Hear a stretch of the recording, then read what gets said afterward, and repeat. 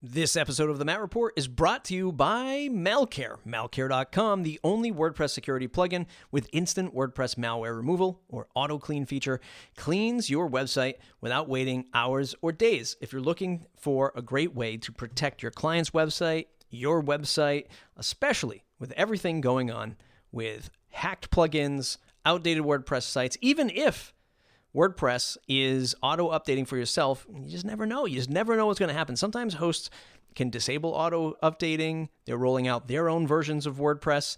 You want to be secure. You want to have that insurance policy. You don't want to be woken up in the middle of the night with somebody's hacked website. I didn't want to do that when I was an agency owner. Getting that phone call saying that there's all this ASCII code or some kind of crazy page or links leaving their website. You don't want that. You want Malcare at Malcare.com. It starts at $99 a year for one site. And if you're an agency, well, they have custom plans available, but you get up to 20 sites for $5.99 a year. Check it out, Malcare.com. Thanks for supporting the show. Welcome back to the Matt Report podcast. It's going to be a mixed bag today. I hope you're ready and willing for some alone time, just you and I chatting about, I don't know, business, tech, WordPress, things that excite me. It's December 2nd, 2020. It's been a couple of weeks since I posted an episode because of the Thanksgiving break, just general busyness of the world and of work. Happy to be back. Recently found out that I am in the 1% of podcasts in the entire world. I'm in the 1% of podcasts. According to this website, which I didn't even have in front of me, listennotes.com. Now that I'm knee deep, which is pretty funny to say now that I'm knee deep in podcasting, like I haven't been knee deep in podcasting for a majority of my professional career. I found Listen Notes the other day. I was like, let me search for Matt Report here. So I'm searching for it right now, listennotes.com. Global rank, top 1%. Click the little helper question mark. It says, what is the listener score, or listen score, based on other RSS public podcasts in the world on a scale of 0 to 100. The higher, the more popular, calculated from first and third party data updated monthly. So I get a listener score of 47, which is like failing if you're actually rating out of 100. So I'm in the top 1%, according to them, out of 1.8. All right, here's the actual number as I'm reading this. 1,840,802 podcasts globally. So that could be what? I could be in the 18,000th, 40th place, 400th place. Crazy. But hey, I appreciate everybody who listens. MattReport.com, MattReport.com/subscribe. Leave a 5-star review on iTunes. Maybe this whole global ranking thing, they pull from those as an indicator. I felt pretty good for myself, actually. not to start off this podcast as just me gloating. Competitive spirit of a podcaster. I have no idea why it shows my old cover art, but it does. But I started searching around for my competitors. I'm like, oh boy, I'm in the top 1%. You're in the top 5%. Looks like I have a leg up on you. And then I started searching for the bigger, more well-known top podcasts, and then the 0.01% of podcasts. Like, oh, I see the differentiator right there. Lots of work to do. But hey, happy to have you aboard. Making the show a little bit better every episode that we can. As of this recording, I'll tell you, you know what I'm excited for? I'm excited for these Apple M1 chips. I mean, this is late to the game tech news, and this is not something I normally cover on this show. Maybe I generally talk about that on my other podcast, The Random Show at randomshow.net, which I record with Brad Williams every so often in a random cadence. But I'm really excited for these Apple M1 chips. I'm sure a lot of you are, and I'm sure a lot of you have seen the reviews, watched some YouTube reviews like I have, especially if you're a creator, right? If you're somebody who's doing video work, screen flow stuff, screen recording stuff, these Apple M1 chips are just blowing the competition out of the water, especially these Intel chips. And not to get too geeky, but man, just like the time that you can save on exporting video is tremendous. And for any of you that have ever exported like 4K video for any length, even on my personal YouTube channel, which I haven't really been publishing a lot on either of my YouTube channels these days, but exporting a 4K video, if you did a 4K video 10 minutes long, sometimes you're talking like a half an hour, depending on what you're doing with that video and the processing power of your computer. I mean, this computer that I'm recording on now is my custom-built AMD Ryzen with 16 gigs of RAM, Windows machine, and it's fairly powerful. And man, it still takes some time. And these Apple M1 chips are blowing the competition out of the water, and you're saving hours across many videos that you're doing. The thing that's holding me back, quite literally, is ScreenFlow is not supported. ScreenFlow in Descript, which is what I'm recording on right now, is not supported on Apple M1 chips yet. That's what's holding me back. I need that. I need that to be released so that I can run my apps. Because Life Update, or Creator Life Update, hashtag Creator Life, it's probably a thing on YouTube. I canceled Adobe finally. And I know I feel like I'm late to the game. I feel like that if you're a sort of indie creator, designer, there's a lot of people who've moved to programs like Affinity, Pixelmator.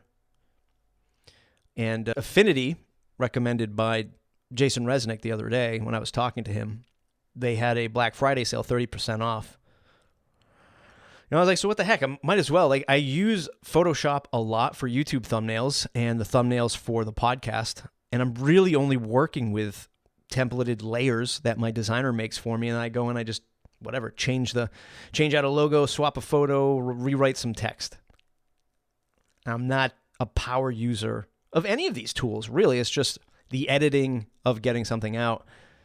So I canceled Adobe finally and switched to Affinity for my Photoshop needs. I'm a huge fan of Audition. As much of a overkill of an app that it is, the cleaning up of sound, background noise, making an episode sound really good, it was fantastic. And working within tracks was also fantastic. But what I hated about Adobe, my God, I mean, the price it's one thing. It's just sort of like, it's one of those things where when you're unsatisfied with a product fully and they charge you, whatever it is, $35 a month to be an Adobe Creative Cloud to get all the apps, there's this disconnect. Like the $300 and whatever, or $400 a year, whatever you spend on Adobe is definitely on the high end, no doubt. But $400 a year to be a content creator where you're making money is not a huge investment. But it's just that frustration of Adobe that drives me absolutely bonkers. I mean, I'd all of a sudden Premiere 2019, and then all of a sudden I have Premiere 2020 on my machine, and I'm like, why do I have two versions? When did this even happen? And then you look at especially in Windows, looking at the task tray and just seeing all of the services running in the back end for Adobe, and you're like, what? Why? Why do I have 30 services running? I don't even have an Adobe service support. I mean, a program open right now. Why? Why is this all running? And then it's the price, and then it's the frustration of all that stuff. And then when Premiere updated, you build out these views of your workplace in Adobe Premiere, and effectively it's like organizing your desk. Like you get all this stuff in the right place.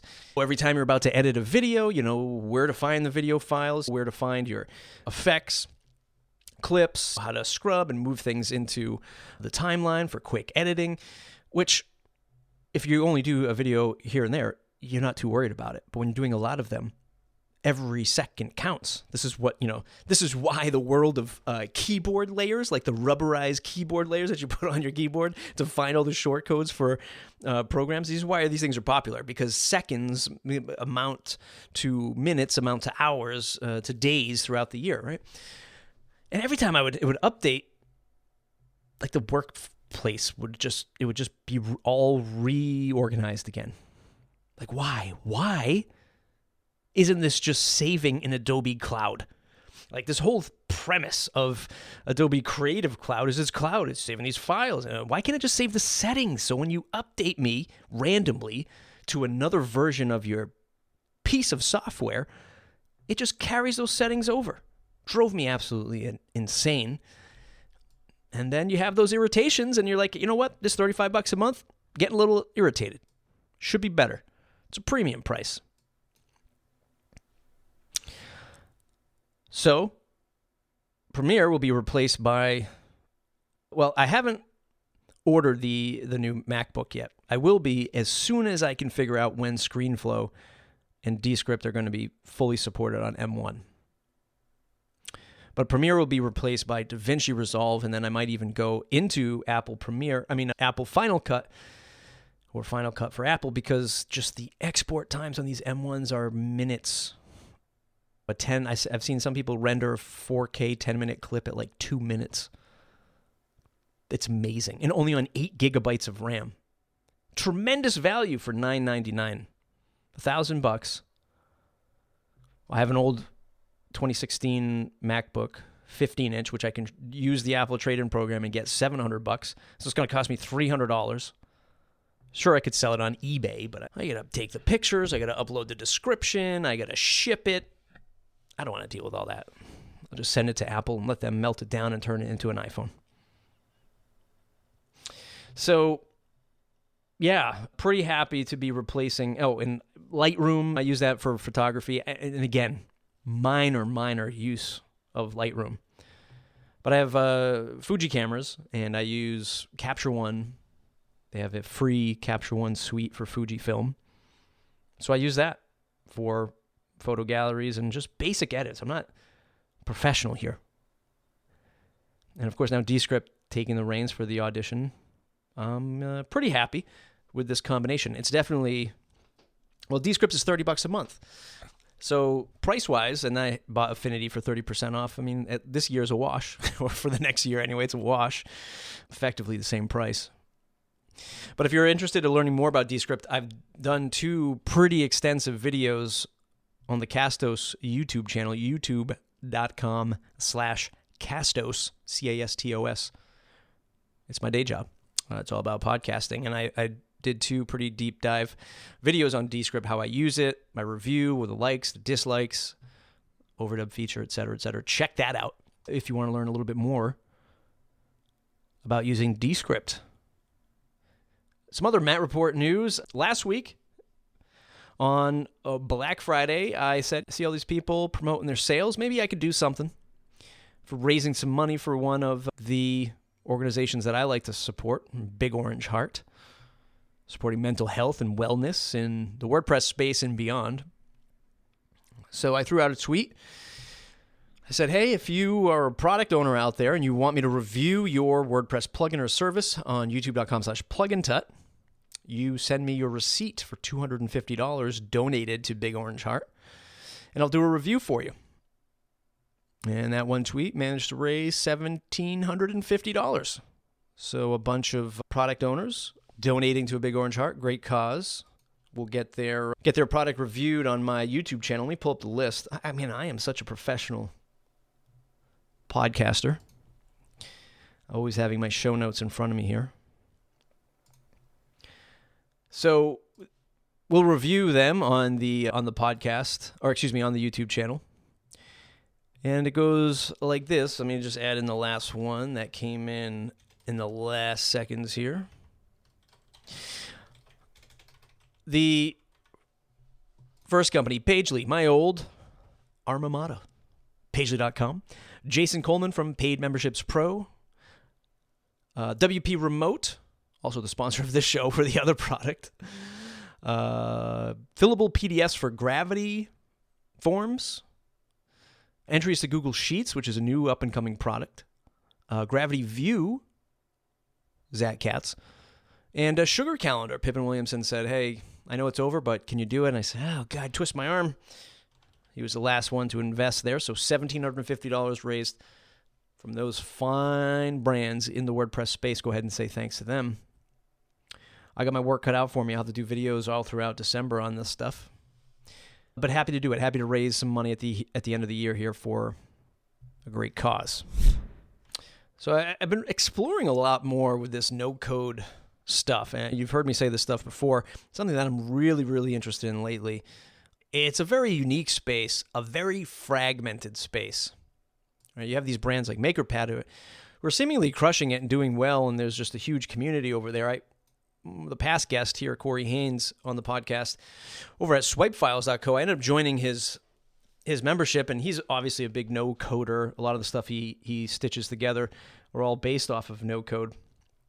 But I'm just like in this conundrum of like, there's APIs I want to connect, and I don't want to go to some kind of typical developer framework. I mean, unless you have one that's like really easy for a newbie like me to learn.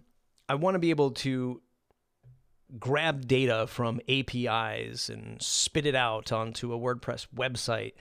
I'm running this Airtable database for Castos, or actually for podcasthackers.com. So podcasthackers.com is just our Facebook community, 2,000 plus podcasters, and just saying, hey, I got this Airtable. If you have a podcast, throw it in this Airtable here so that we can all see this sort of directory of podcasts, right? So I was like, can I call this from an API and spit it onto a WordPress website to make a more directory-ish feel, right? For sorting, searching, connecting with people. And I've been going down with like a lot of these tools through no code. I see people doing these types of things with Webflow and connected to Zapier or vice versa to Airtable. And it's all these things. It's just, part of me is like, okay, a little overwhelmed to where to learn these tools and what are the best ones here to use and invest in. And also like thinking, man, you don't really own any of this stuff. And it's such a hard, it's not even the technical learnings of it. It's my bias to WordPress. Although as an aside, I would throw WordPress into the no-code category for sure. But it's sort of like wrestling with this idea that, man, these pipes that connect my idea together, I don't own them. Right? So I'm always thinking, it's like, okay, yeah, you can get started for free. Get started for free on Zapier and, well, maybe not Webflow. They do have a free tier, but maybe you can't publish it. I forget. But yeah, there's all these free tiers, but it's at the same time, it's just like, you don't own any of these pipes. And at some point, the free plan goes away. But you don't have control over that. Like, where does the data live? So now you're saving data in multiple places. I mean, this is, I guess, the argument to no-code tools and versus just coding it yourself, which is a tremendous thing to absorb, right? When you're so used to saying you own content, you own the data, though it is something you have to develop yourself. And if you don't have the skill set, you're kind of just like, okay, who cares? You take it, give it to me. Right? You know, I talked about that with Corey Haynes in the last episode. It's just like, yeah, you give up that ownership, but you also are accelerating the development of the idea, which is actually going to parlay into the sort of the meat of this discussion today with this whole Salesforce buying Slack that was announced. But yeah, it's just like this conundrum. I want to dive in. I want to learn. I want to get back into bubble.io. I just don't have the time to learn how to code, or the ADD around just sitting down and learning a framework. And even just, I vented about this, one of the last episodes I did, looking at Statamic. God, I got to sit down. I got to set up a freaking local dev environment. I don't want to do that. I want to sit down, have an interface, and build it with the same feeling of Front Page in 1999. For those of you old enough to remember Front Page at the end of the 90s into the early 2000s. Like that felt powerful. from the previous years of hand writing out tables in HTML to clicking it and putting it into a GUI and just right-clicking and adding rows and columns, which is absolutely hilarious to say today because you're just like, wow, I can do that in any app. I don't even know why that's such a thing, because back then it was a thing. When you could just drop in a table, you were like, oh my God, this is powerful. When you connected it to different pages, like when you connected front page menus to other pages, you're like, wow, pretty powerful stuff. Now it's just like, whatever. I mean, I could do that now in WordPress, but, is there an Elementor for APIs? Connecting APIs, talking to each other, querying them. I mean, that has always been, like, if there was a life pursuit that I've been on, it's that, right? That was Conductor. There's always just like, there's data in that database. I want to get it out and display it. It's a lifelong pursuit for me. Apparently. So, yeah, it's just sort of in this conundrum, just like, where do I want to develop? Where are you developing? I mean, are you in this no-code train, on this no-code train? I'd love to hear it. I'd love to hear what the alternatives are, or just like, not even alternatives, but just, I built a website the other day again. Let's see, it's not in front of me. So I think it's called goodmicrophone.com. Yeah, goodmicrophone.com. And I just forward this domain to a Notion page, which, by the way, took me many months to warm up to, but now I am enjoying Notion for 80% of the use case that they say is it's good for. Yeah, you want to build a simple website, register a domain, get a free Notion account, type some words onto a Notion doc, and forward that domain to a publicly shared Notion page. And they actually have, like, if you go up to their pro plan, you can actually attach a domain to it. Which goes to show you, like, it's a product that's just like trying to be everything for everyone, and that's the kind of the challenge behind it. But anyway, I digress. I want to find something as easy as that for building a directory of information. But no code tools, owning your data, not understanding like where the pipes connect and who owns what. It has been announced that Slack is going to be acquired by Salesforce, something to the tune of 24 billion, 27.7 billion mega deal, says TechCrunch. Insane. And it's just like, there's many threads of thought that I have around this. It's just like, money value. We're talking about a chat app here worth $27 billion. What is the total market of chat apps, messaging? Where do we label this stuff? If you're looking for opportunity, can you build another Slack competitor? Just like, it's like every other thing. It's just like, my God, Slack sets the table of valuation, and can you come in with something that's just ultralight features? Hey, it's a great alternative to Slack, and then you start building up a presence, hammering that marketing message down, and before you got 100,000 customers, and before you know it, you're getting acquired too. It's just like this consistent, vicious cycle of corporatization and VC funding. I don't know where to begin. Like, there's, on one hand, I'm like, hey, there's great opportunity in here. On the other hand, I'm like, the corporatization and privatization of data. It's all very scary, all very overwhelming, and happening at a rapid pace at one of the most crazy years in my recent memory, 2020, with the global COVID-19 pandemic. And then amidst all of this, I threw out a message I see on Twitter. I'm like, hey, what are people going to switch over to off of Slack? Like, I would love to see the churn numbers from Slack, right? Anyone who's remotely a competitor to Salesforce, they're not going to use Slack anymore, right? You're certainly not going to have a good feeling talking about your clients and account list competing against Salesforce in Slack.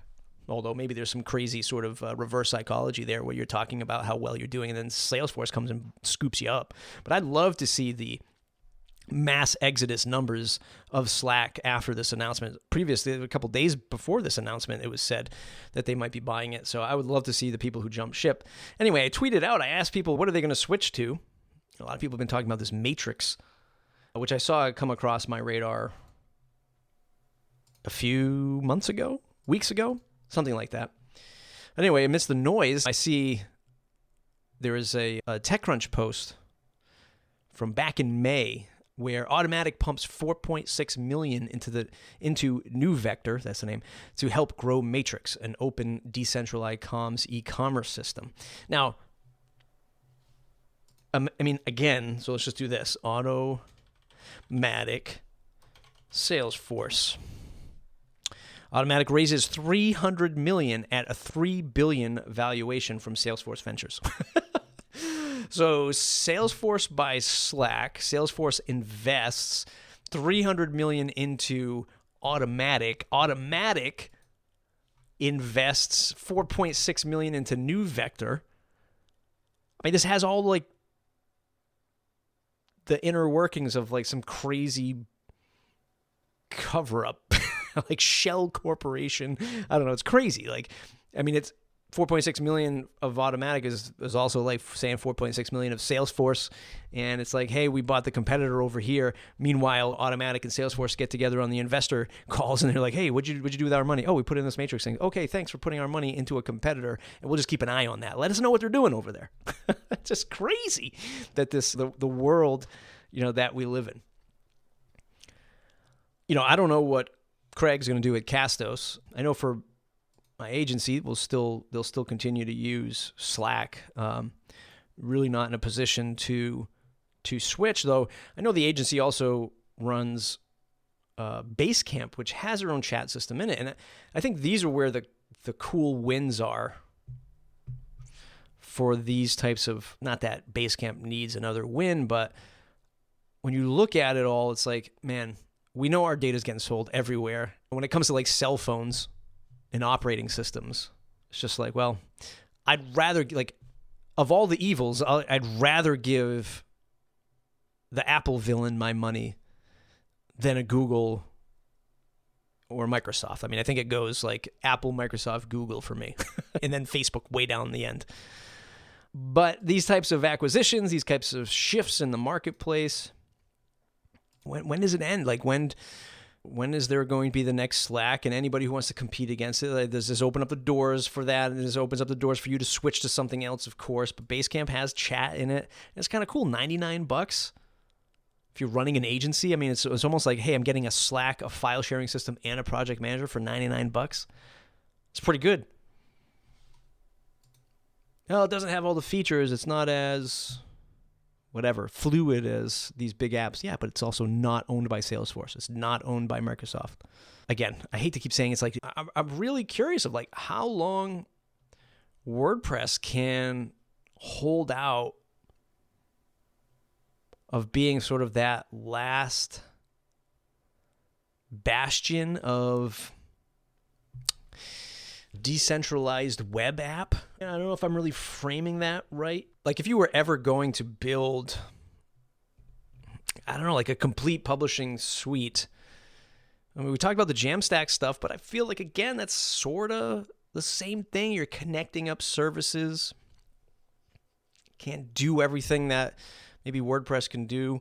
Like, how long does WordPress hold out from this privatization, corporatization of data, connectivity? I don't know if I'm framing that right. That might sound crazy.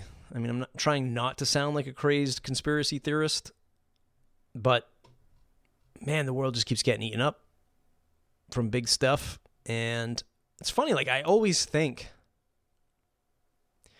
that it's